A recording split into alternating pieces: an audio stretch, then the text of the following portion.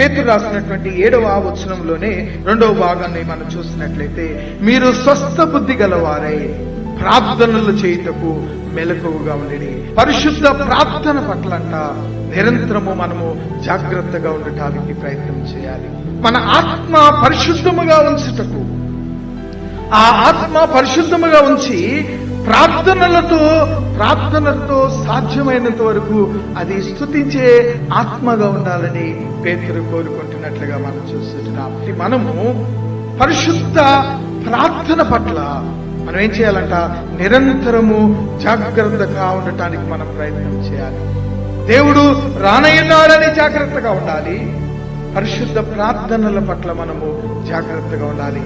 దేవునిని ప్రార్థించే సమయంలో పరిశుద్ధ ప్రార్థన అనేది చాలా ప్రాముఖ్యమైనది. ఈ ఆత్మ పరిశుద్ధంగా ఉంచడం అనేది కేవలము మన ప్రార్థనల ద్వారా మాత్రమే సాధ్యము.